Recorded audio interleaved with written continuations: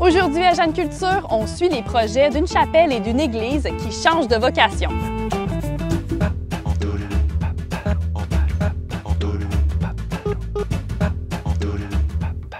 Yves Bédard, vous êtes maire de Lac-Sergent et vous êtes à votre deuxième mandat maintenant. Vous étiez déjà rencontré avec Jeanne Culture au tout début du projet de la chapelle de Lac-Sergent. Parlez-moi un peu des étapes justement de ce comité-là. Disons qu'on revient toujours au début, qui est la prise de possession de la chapelle par la municipalité en 2017. Suite à la prise de possession, on avait un bâtiment, on avait un terrain, mais il n'y avait pas de vie. Puis la chapelle est toujours le point central d'une communauté.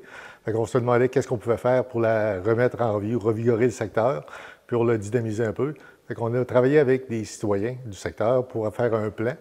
Les citoyens avaient des idées, des fois, qui étaient un petit peu grandioses, d'autres qui avaient plus modérées. Fait qu'on y a été par étapes, vu que la municipalité est tout petite.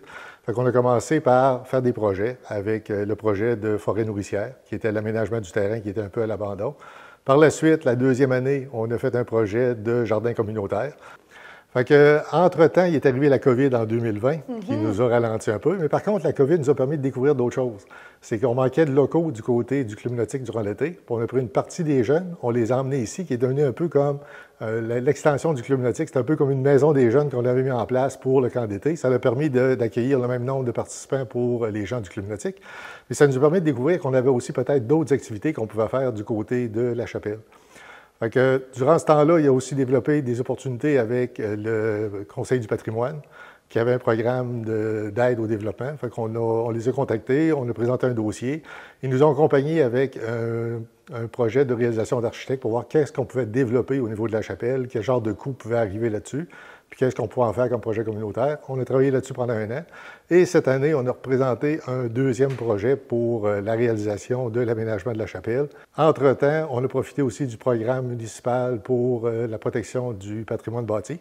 Et l'an dernier, on a présenté un projet qui nous a permis de tout refaire l'extérieur et de remettre à niveau la structure de la chapelle. Donc, vous avez été très actif. On n'a pas chômé à Lac-Sergent. On a un comité qui est très actif aussi. Oui. Fait que notre comité citoyen travaille beaucoup avec les gens.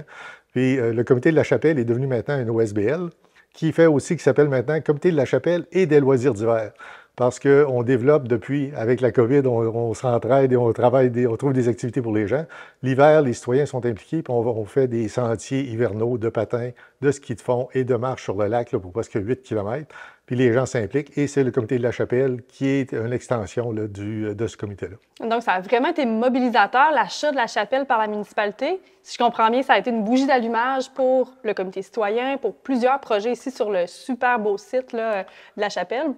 Oui, bien en plus du fait que les gens avaient des idées, on les intègre en fonction des besoins. On devrait avoir des plans architecturaux pour une esquisse dans la prochaine semaine. On s'attend à consulter les citoyens durant l'été, mais ce qu'on veut, c'est vraiment développer du côté pour le lac un volet un peu plus artistique et communautaire. On était beaucoup reconnus pour notre club nautique, pour notre club sportif, qui est depuis des années, là, on est très actifs là-dessus, depuis plus de 100 ans que le club existe. Ce qui nous manquait, c'est un peu le côté culturel, parce que c'est pas tous les jeunes qui veulent faire du canotage, qui veulent parfois développer d'autres parties qui peuvent être plus artistiques et autres. Fait qu'on essaye de développer avec le Centre de la Chapelle quelque chose qui était un petit peu plus côté nature, côté artistique. Et là, pour ce qui est de l'échéancier du projet actuellement, vous en êtes au plan d'architecte que vous avez presque reçu.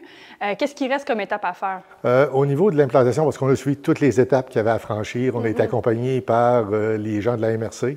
On a Eliane Trottier nous a donné un bon coup de main pour nous guider dans notre démarche. On travaille aussi avec le Conseil du patrimoine qui nous donne certaines formations, certains conseils sur la démarche à suivre pour s'assurer que tout va bien. Là, on est rendu à l'étape de dire qu'est-ce qu'on fait avec? Dans le plan de développement, on l'a fait en 2 morceaux. On essaie toujours de respecter nos budgets. Fait que la première étape qu'on fait, c'est vraiment la partie du premier étage qu'on fait, le premier plancher et l'annexe qui vont être l'objet des travaux pour les 2 prochaines années. La première chose, c'est d'installer des services parce qu'il n'y a pas d'eau, pas d'égout pour la chapelle. Et l'an prochain, on va tomber dans la partie aménagement intérieur. Ce que les plans d'architecte nous avaient donné au début, c'est vraiment un développement de 3 choses. Là. Une salle d'exposition, une salle communautaire qui peut servir aussi pour des spectacles et des activités, et un atelier là, de travail pour les gens, autant les jeunes que les moins jeunes pourraient utiliser. Ce qui a été décidé pour le ramener à une échelle qui est gérable pour la municipalité, c'est que ça va demeurer un projet de 3 saisons. Fait qu'on a une population en été qui va jusqu'à 1200 personnes. On est 500 en hiver. C'est sûr qu'à 500, tu n'as pas les mêmes besoins. Puis quand même, quand on construirait le stade olympique, je pense pas qu'on pourrait l'utiliser. Fait que c'est pour ça qu'on essaye d'avoir des bâtiments et des facilités qui sont à l'échelle de la demande des citoyens. Absolument. Puis en conclusion, on a beaucoup d'églises dans Portneuf qui vont sans doute changer de vocation dans les prochaines années.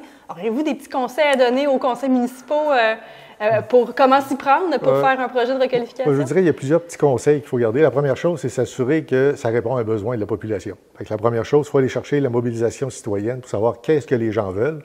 Parce que c'est pas le maire, c'est pas les conseillers ou c'est pas une personne qui a les idées, c'est vraiment l'ensemble des citoyens pour déterminer exactement c'est quoi le besoin. Et c'est d'aller chercher l'aide aussi qui est disponible. On a des bonnes ressources au niveau de la MRC qui sont là pour nous supporter, pour nous guider, pour nous aider dans l'encadrement des demandes. Et par la suite, c'est d'aller chercher les autres aides qui sont disponibles à d'autres paliers de gouvernement qui, elles aussi, sont là pour nous aider. Puis je vous dirais, le Conseil du patrimoine, là, quand on a commencé le projet avec eux, on a eu un beau 8 ou 9 semaines de petits cours à tous les vendredis pour suivre les étapes de qu'est-ce qu'il fallait s'assurer de bien faire comme il faut. Puis on est chanceux parce que toutes les étapes avaient été respectées. Puis on a eu ça nous a permis d'avancer plus rapidement dans notre projet.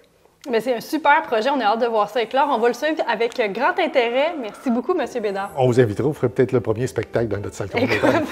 Ça sera peut-être notre projection de notre entrevue. Merci. Merci, bonjour.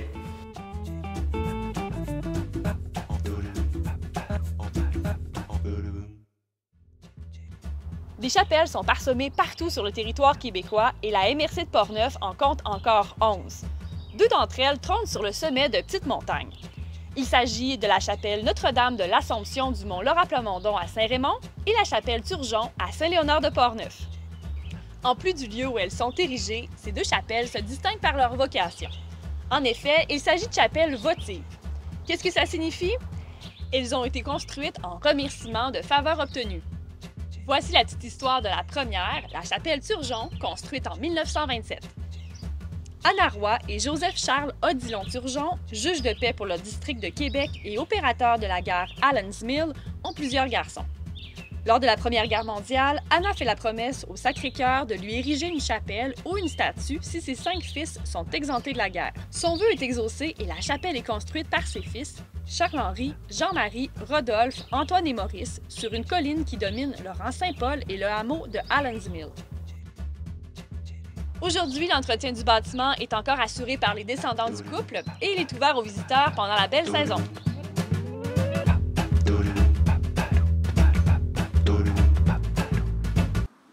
Shirley Drouin, vous êtes conseillère municipale à Saint-Ubalde. On se retrouve aujourd'hui à l'église de Saint-Ubalde qui va subir bientôt un projet de requalification, va changer de vocation dans les prochaines années. Va changer la vie des gens de Saint-Ubalde, en tout cas. Ça va être un gros projet. D'ailleurs, vous travaillez là-dessus depuis votre début de mandat il y a 5 ans. Et voilà.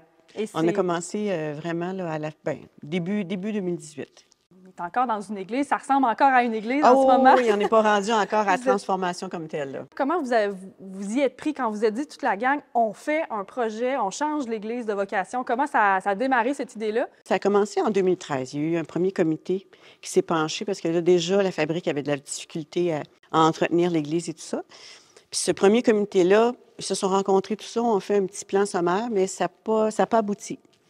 Donc, ça s'est resté pas mal en place. Ils sont plutôt concentrés sur la biomasse parce qu'ils ont installé une biomasse ici, l'église, l'hôtel de ville, le bureau de poste, tout ça, c'est chauffé par la biomasse. Nous, quand moi je suis rentrée, on a commencé à reprendre ce dossier-là. Je trouvais que c'était un dossier qui était bien, bien important.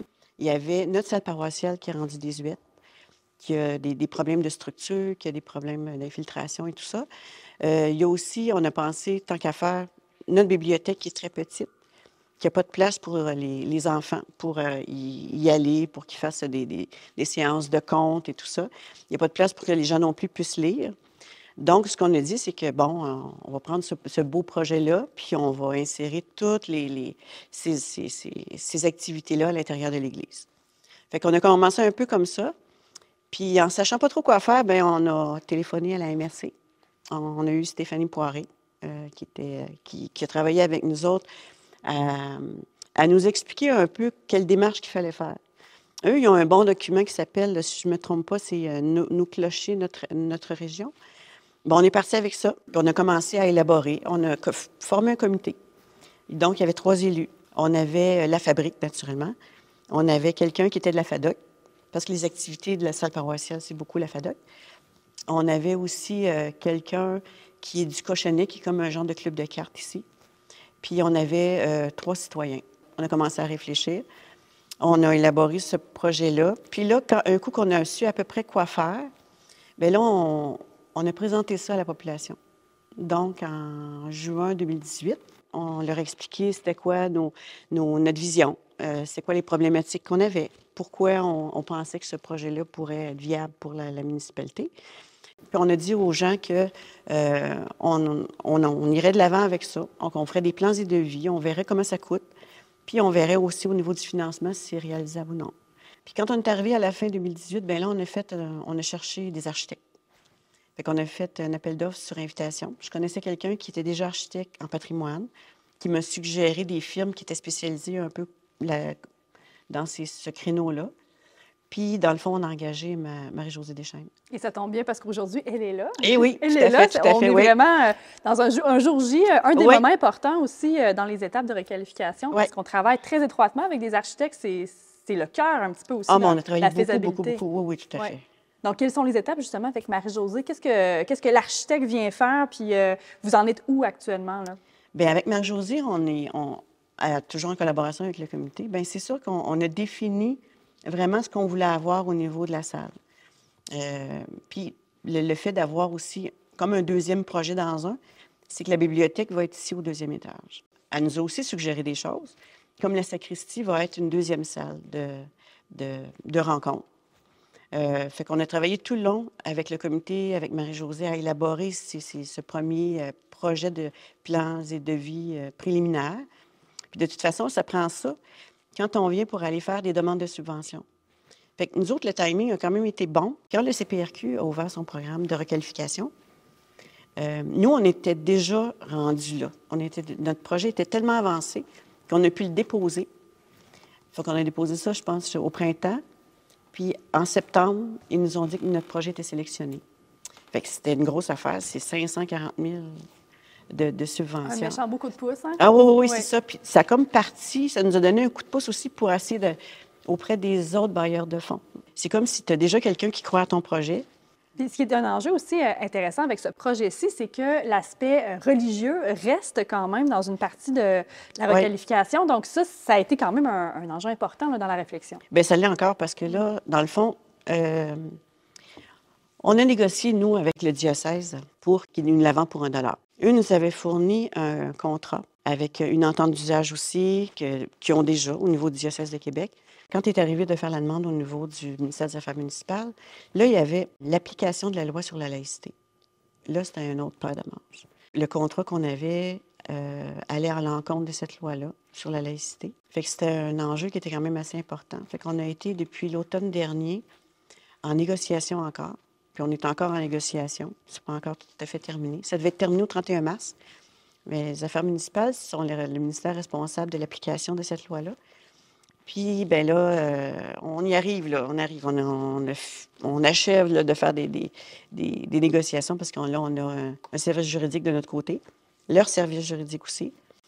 Puis, si on répond à ça, on est pas mal à la fin là, des exigences du MAMACH, en tout cas concernant cette partie de financement-là. Donc, quand même, il y a eu quand même certaines embûches, mais je pense qu'avec le beau comité de citoyens que vous avez formé, ça répond vraiment à un besoin aussi de la communauté, le projet de requalification. Donc, c'est un beau modèle. On va inviter les gens de Portneuf parce qu'il y a beaucoup d'églises qui risquent d'être requalifiées. Mon Dieu, oui. Vous êtes une référence, je pense même au Québec, vous allez devenir une des belles références sur les projets. Je ne sais pas, là, mais en tout cas, dans Portneuf, c'est déjà pas mal. Oui, c'est ça. C'est certain que dans Portneuf, vous allez le devenir. Ça va être un beau projet à surveiller. Merci beaucoup, Mme Drouin. Bien, ça m'a fait plaisir. Merci beaucoup à vous d'être venue chez nous.